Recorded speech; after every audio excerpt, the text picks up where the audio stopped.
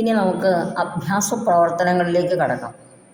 സമ്പന്നോ ഭവതി, സമ്പന്നഃ അധികം ഭവതി. ഇവിടെ ഓകാരം വിസർഗമാകും. അതിന് ചില നിയമങ്ങളൊക്കെ ഉണ്ട്. അപ്പം നിയമങ്ങളൊക്കെ കേട്ടാൽ നിങ്ങൾക്കൊരു വിരസത തോന്നും. കാരണം അതൊന്നും നിയമമൊന്നും പരീക്ഷയ്ക്ക് ചോദിക്കില്ല. പിന്നെ എന്തിനാ ഞങ്ങളിതൊക്കെ ആവശ്യമില്ലാത്ത, പക്ഷെ അതൊക്കെ പഠിക്കേണ്ട ആവശ്യമുണ്ട്.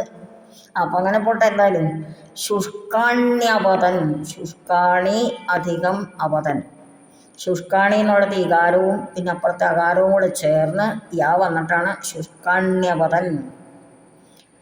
പ്രദേശോയം, പ്രദേശ അധികം അയം. അവിടുത്തെ ഓകാരം, അതിനുശേഷം ഒരു പ്രശ്ലേഷ ചിഹ്നം അവഗ്രഹ ചിഹ്നം എന്ന് പറഞ്ഞ ഒരു എസ് പോലത്തെ ഒരു അടയാളം ഉണ്ടല്ലോ, അത് ഓകാരത്തിന് ശേഷമാണെങ്കിൽ അത് അകാരമാണ്. അപ്പോൾ ഓകാരം വിസർഗമാവുകയും ചെയ്യും. പ്രദേശ അധികം അയം എന്ന്. പ്രശ്ലേഷത്തിന് ശേഷം വരുന്ന, പ്രശ്ലേഷം ഉപയോഗിക്കുന്നത് അകാരത്തിൻ്റെ സൂചനയാണ്. അതിന് തൊട്ട് മുമ്പ് വരുന്നത് ഓകാരമാണെങ്കിൽ വിസർഗം, എ ആണെങ്കിൽ അങ്ങനെ തന്നെ നിൽക്കുകയാണ്. ഉദാഹരണങ്ങളിലൂടെ അത് മനസ്സിലാവുന്നു. ഏതദാകർണ്യ, ഏതത്ത് അധികം ആകർണ്യ. ഏതത്ത് എന്നുള്ളിടത്തെ തകാരം അത് തവർഗത്തിലെ തന്നെ മൃദുവായിട്ടുള്ള ദകാരമായി മാറും. ഏതദാകർണ്യ. അവിടെയൊക്കെ ഒത്തിരി വ്യാകരണ നിയമങ്ങളൊക്കെ ഉണ്ട്.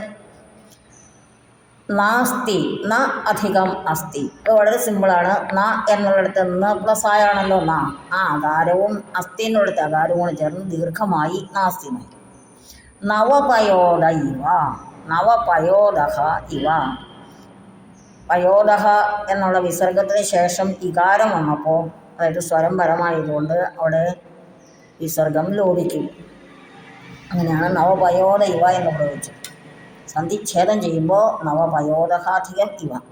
തൃണാന്യേതാനി, തൃണാനി അധികം ഏതാനി. നമ്മൾ മുമ്പ് പറഞ്ഞ ശുഷ്കാണ്യപതൻ എന്ന് പറഞ്ഞതുപോലെ ഇകാരവും ഏകാരവും കൂടെ ചേർന്നിട്ടാണ് അവിടെ യാവുന്നത്. പുനരവി, പുനഃ അധികം അവി. ര വിസർഗമായി. സഹലേന, സഹ അധികം ഹലേന. ഇനി വിഗ്രഹവാക്യങ്ങൾ നോക്കാം.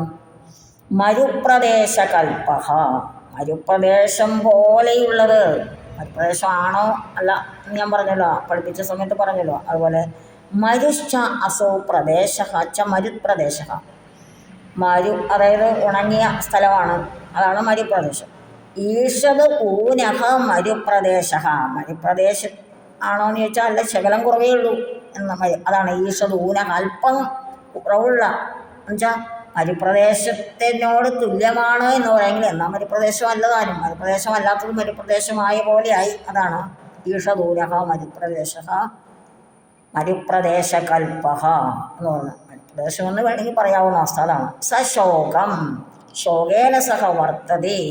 ശോകത്തോടു കൂടിയിരിക്കുന്നു. സസന്തോഷവും സസ്നേഹവും ഒക്കെ അങ്ങനെയാണ്. സസന്തോഷം എന്ന് പറഞ്ഞാൽ സന്തോഷേണ സഹ വർത്തതേ. സഹർഷം, ഹർഷേണ സഹ വർത്തതേ. സസ്നേഹം, സ്നേഹേന സഹ വർത്തതേ. ഇതൊക്കെ ഓർമ്മയിൽ വയ്ക്കുക. ഹലധരഹ, ധരതീതി ധരഹ. ധരിക്കുന്നു എന്നുള്ളതുകൊണ്ട് ധരൻ. ഹലസ്യ ധരഹ, ഹലത്തെ ധരിച്ചിരിക്കുന്നവനാണ്. ഹലം ധരതീതി ഹലധരഹ എന്ന ഒറ്റ വാക്കിലും നമുക്കത് പറയാവുന്നതേ ഉള്ളൂ. ഇനി ഹലായുധ, ഹലം ആയുധ യസ്യ സഹ ഹലായുധ.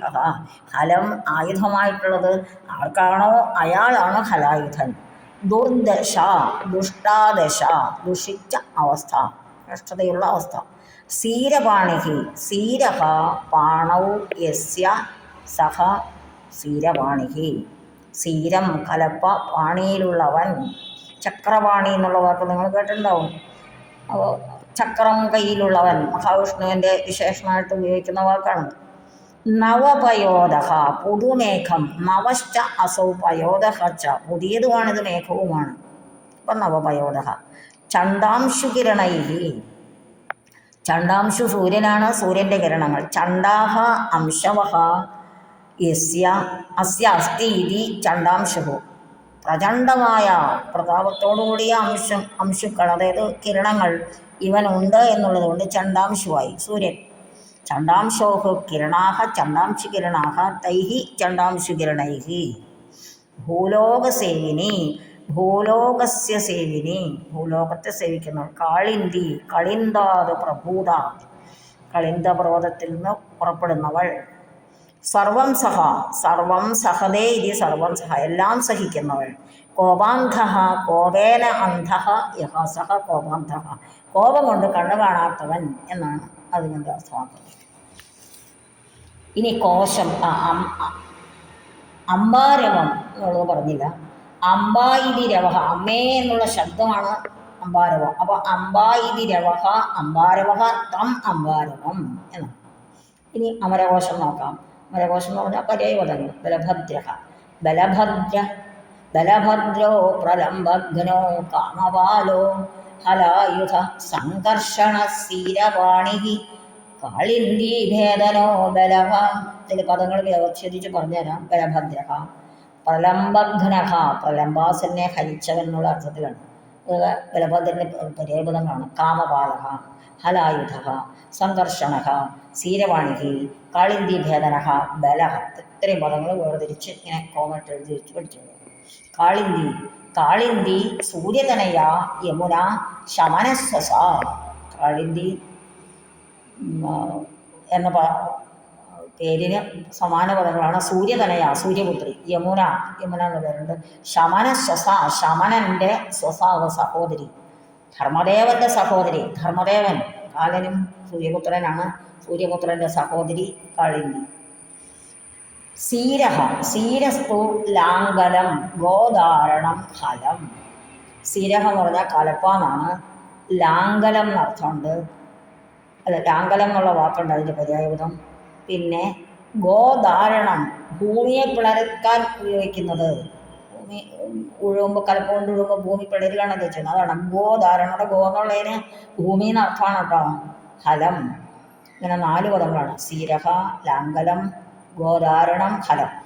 ഇനി സ്രോതസ്വിനി, സിന്ധു ശൈവലിനി വഹാച ഹ്രദിനി, സ്രോതസ്വിനി, നിന്നഗ. ഇതെല്ലാം നദിയുടെ പര്യായപദങ്ങളാണ്.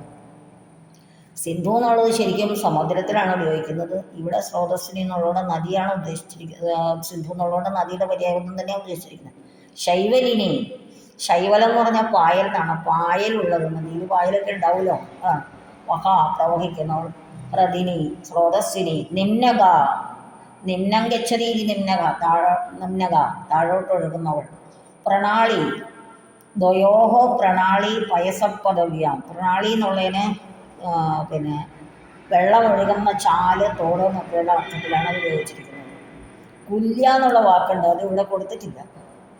ഭൂമിഹി എന്നാണ് വേണ്ടത്. ഭൂമി എന്നാണ് കൊടുത്തിരിക്കുന്നത്. ഭൂമി ഈ കാരാന്ത സ്ഥലയിൽ കാണാം ഭൂമി ശബ്ദം. ഭൂമിഹി. സർവം സഹ, വസുമതി, വസുധ, ഉർവി, വസുന്ധര. ധാരാളം പര്യായപദങ്ങളുണ്ട് ഭൂമിക്ക്. ക്ഷമ, ക്ഷമ എന്നൊക്കെ ഉണ്ട്. ക്ഷിതി, ഇവിടെ ക്ഷിതി ഒന്നും കൊടുത്തിട്ടില്ല. ക്ഷിതിരാർദ്രാഭവേദം നമ്മുടെ ഹെഡിങ് ആണല്ലോ. അതിൽ ആ ക്ഷിതി എന്നുള്ള വാക്ക് നിങ്ങളിപ്പം മനസ്സിൽ ഉണ്ടാകാവുന്ന ഒരു വാക്കാണ്, ഉണ്ടാകേണ്ട വാക്കാണ്. ഇനി പഠന പ്രവർത്തനങ്ങൾ.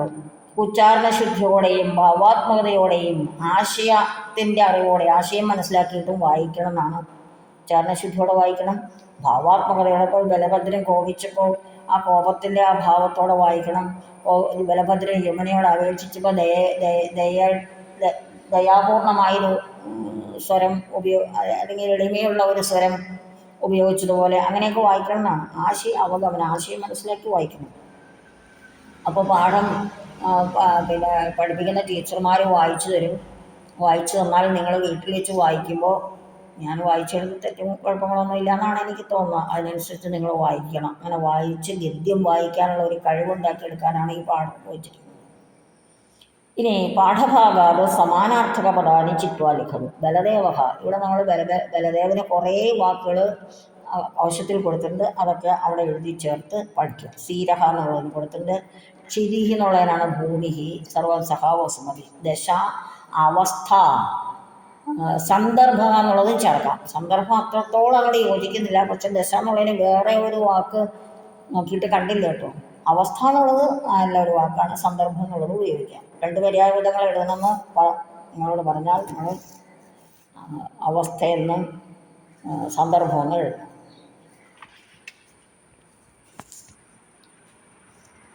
അധോദത്തവാക്യാനി പഠിത്വാ ശത്രുശാനചന്തരൂപാണി വിവിച്യ ലിഖതു.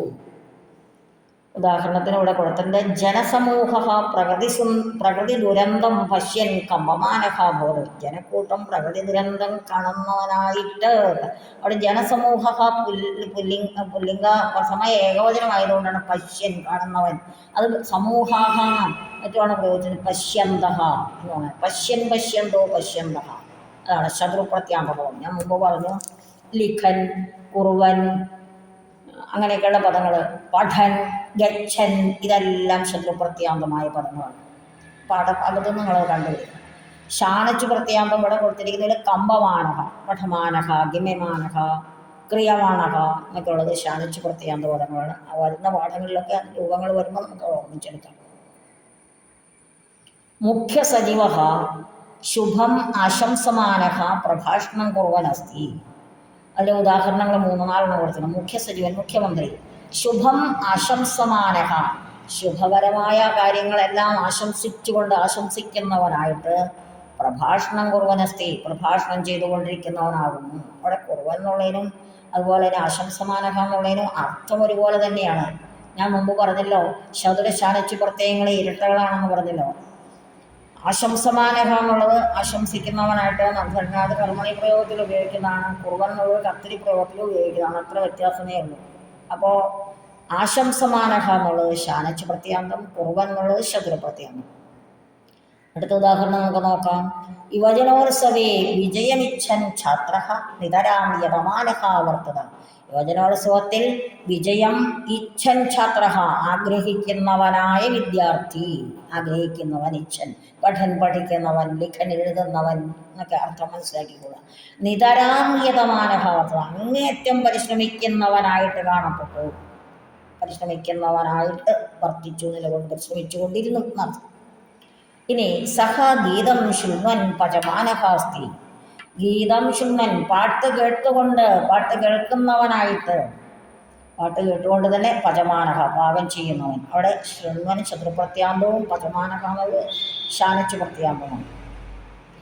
ഭൂസ്ഖലനേന, ഭൂസ്ഖലനം എന്ന് പറഞ്ഞാൽ അറിയാലോ, ഭൂമി കുലുക്കമൊക്കെ ഉണ്ടാകുന്ന. പിന്നെ അതുപോലെ തന്നെ ഭൂസ്ഖലനം എന്നുള്ളതിന് ഭൂമി കുലുക്കം മാത്രം അല്ല, മണ്ണ് ഒലിപ്പിന് വേണമെങ്കിൽ പറയാവുന്നൊരു വാക്കാണ്. ഭൂസ്ഖലനേന പ്രാതിവേശികസ്യ ഭവനം.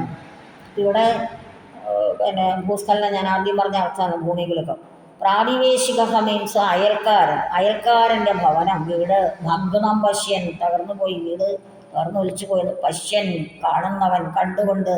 ബാലഹ തപമാനഹ വർത്തത, ബാലൻ ദുഃഖിതനായി നിലകൊണ്ടു. അവിടെ പശ്യൻ ശത്രുപ്രത്യാന്തവും തപമാനഹ എന്നുള്ളത് ശാനച്ചു പ്രത്യാന്തവും. ശിഷ്യം പാഠയൻ അധ്യാപക, ശിഷ്യനെ പഠിപ്പിക്കുന്നവനായിട്ട്. അധ്യാപക മോദമാനഹ വർത്തത, അധ്യാപകൻ സന്തുഷ്ടനായിട്ട് കാണപ്പെട്ടു. മോദമാനഹ ശാനച്ചു പ്രത്യാന്തം, പാഠയൻ ശത്രുപ്രത്യാന്തം. ഇത് അർത്ഥം മനസ്സിലാക്കിയിട്ട് വേണം നിങ്ങളിത് എഴുതാനും. പിന്നെ നിങ്ങൾക്ക് സ്വയം നിങ്ങൾക്ക് എന്തെങ്കിലും എഴുതേണ്ടി വരുമ്പോൾ ഇങ്ങനെയൊക്കെയുള്ള വാക്കുകൾ ഉപയോഗിക്കാൻ വേണ്ടിയിട്ടാണ് ഇതിവിടെ തന്നിരിക്കുന്നത്. ഇനി പാഠഭാഗാത് കൃവാന്ത യബന്ധ തുമുന്നന്താനി അവ്യയാനി ചിത്വാ ലിഖതു. പാഠഭാഗത്ത് നിന്ന് കൃവാന്തം, ലിബന്ധം, തുമുന്നന്തം ആയിട്ടുള്ള അവ്യയങ്ങൾ കേട്ടിട്ടുണ്ടാവും. കൃവാന്തപദം ഇവിടെ കൊടുത്തിരിക്കുന്നു. കൃത്വ പാഠഭാഗത്ത് വേറെയുണ്ട്. ദൃഷ്ട്വ, ഉക്വ 2 പാഠഭാഗത്തുണ്ട്. വേറെയും ഉണ്ടാവാം, നോക്കാം. നിങ്ങൾ നോക്കി കണ്ടുപിടിക്കണം. സ്വീകൃത്യ യപ്പെന്ന പ്രത്യയം ചേർന്നതാണ്. അതിന് പാഠഭാഗത്ത് അതിനെപ്പോലെ തന്നെയുള്ള ആഘ്രായ എന്നുള്ള വാക്കുണ്ട്, നിരീക്ഷ്യ എന്നുള്ള വാക്കുണ്ട്. തുമുന്നന്ത പദം, തുമുൻ പ്രത്യയം ചേർത്ത് വരുന്ന പദം. ശ്രോതും വ്യവഹൃത്വം എന്നുള്ളത് ഇവിടെ കൊടുത്തിട്ടുണ്ട്. ശ്രോതും എന്നുള്ളത് പാഠഭാഗത്തുള്ളതാണ്. പിന്നെയും ധാരാളം ഉദാഹരണങ്ങളുണ്ട് പാഠഭാഗത്തില്ലാത്തത്. പഠിതും, ഗന്തും, കർത്തും എന്നൊക്കെ ഉള്ളത്. തും കേൾക്കുമ്പോൾ അത് തുമുന്നന്ത പദമാണെന്ന് മനസ്സിലാക്കുക. വരാൻ പോകുന്ന പാഠങ്ങളിലൊക്കെ അത് കാണുമ്പോൾ ഇന്നതാണെന്ന് തിരിച്ചറിയണം. ഇനി പ്രദേശശബ്ദത്തിൻ്റെ ഉപയോഗത്തെക്കുറിച്ചാണ് ഇനി പ്രതിപാദിച്ചിരിക്കുന്നത്. കക്ഷ്യായാം മോഹനഹ ഹൃദയ സർവേ സന്ധി. അത് തെറ്റായ പ്രയോഗമാണ്. കാരണം ഹൃദയശബ്ദം ഉപയോഗിക്കുമ്പോൾ പഞ്ചമി വേണം. പഞ്ചമി ഭക്തിയുടെ കൂടെയാണ് ഹൃദയശബ്ദം ഉപയോഗിക്കുന്നത്. കക്ഷ്യായാം മോഹനാഹൃദയ സർവേ സന്ധി. ക്ലാസ്സിൽ മോഹനനൊഴികെ എല്ലാവരും ഉണ്ട് എന്നാണ് അതിൻ്റെ അർത്ഥം. അതുപോലെ അടുത്തത് ഗൃഹേ ജനക ഹൃദയ സർവേ സന്ധി, അതും നമുക്ക് ശരിയാക്കി എഴുതാം. ഗൃഹേ ജനകാഹൃദയ സർവേ സന്ധി, വീട്ടിൽ അച്ഛനൊഴികെ എല്ലാവരും ഉണ്ട്. ഉദ്യാനെ പാടലസ്യ ഹൃദയ സർവാണി പുഷ്പാണി സന്ധി, ഉദ്യാനെ പാടലാത് ഹൃദയ സർവാണി പുഷ്പാണി സന്ധി. ഇനി ആവണാത് പടോലേന ഹൃദയ സർവമാനീതം, ആവണാത് പടോലാകൃതേ സർവമാനീതം, കടയിൽ നിന്ന് പടവലങ്ങ കൂടാതെ പടവലങ്ങ ഒഴികെ മറ്റെല്ലാം കൊണ്ടുവന്നിട്ടുണ്ട്, ഒഴികെ എന്നുള്ള അർത്ഥമാണ്. ഗ്രന്ഥാലയെ കുമാരസംഭവ ഹൃദേ അന്യത് സർവമസ്തി, ഗ്രന്ഥാലയെ കുമാരസംഭവാത് ഹൃദേ അന്യത് സർവമസ്തി. ഗ്രന്ഥാലയത്തിൽ അതായത് ലൈബ്രറിയിൽ കുമാരസംഭവം ഒഴികെ മറ്റെല്ലാ പുസ്തകവും ഉണ്ടെന്നർത്ഥം. അപ്പോൾ നമുക്കിങ്ങനെ തെറ്റിച്ച് പരീക്ഷയ്ക്ക് നന്നായി ശരിയാക്കി എഴുതാനായിട്ട് ഒരൊറ്റ കാര്യം ഓർമ്മയിൽ വെച്ചാൽ മതി. ഹൃദയശബ്ദം പഞ്ചമി ഭക്തിയുടെ കൂടെ മാത്രമേ ഉപയോഗിക്കുള്ളൂ. ഹൃദയശബ്ദത്തിൻ്റെ തൊട്ട് മുമ്പ് വരുന്ന പദമായിരിക്കും മിക്കപ്പോഴും പഞ്ചമി ഭക്തി ആക്കേണ്ടത്. ഇനി തവ കാരുണ്യമേവ തൃണാന്യേതാനി തവ പ്രേമയേവ ക്ഷീരരൂപേണ പ്രവഹതി പന്തിയും വിമർശി, ആ വഴിയെ ഒന്ന് വിമർശിച്ച് ചിന്തിച്ചിട്ട് നദീനാം കാലിക പ്രാധാന്യം ഇത് വിഷയെ ചർച്ചാം നയിക്കും, നദികളുടെ കാലിക പ്രാധാന്യം എന്ന വിഷയത്തിൽ ചർച്ച നയിക്കുക. എന്നിട്ട് ചർച്ചയിൽ ഉരുത്തിരിഞ്ഞ ആശയങ്ങൾ പാരഗ്രാഫായിട്ട് എഴുതാൻ പഠിക്കണം. അതിന് മാതൃകയായിട്ടൊരു പാരഗ്രാഫ് ഞാൻ നിങ്ങൾക്ക് തരുന്നുണ്ട്. അതിലെ പോരായ്മകൾ നിങ്ങൾക്ക് തോന്നുകയാണ് ഇതൊന്നും പോരാ ടീച്ചറെ, ഞങ്ങൾക്ക് കുറേ അധികം അറിയാം എന്ന് നിങ്ങൾക്ക് തോന്നിയാൽ അതും കൂടെ കൂട്ടിച്ചേർത്ത് വലിയൊരു എസ്സേ ആക്കിയിട്ട് എഴുതിക്കൊള്ളൂ. എന്നിട്ട് പരീക്ഷയ്ക്ക് 5 സെൻറ്റൻസാണ് എഴുതാറുണ്ടെങ്കിൽ അതിന് ഏറ്റവും കാവലായ 5 സെൻറ്റൻസ് എടുക്കുക.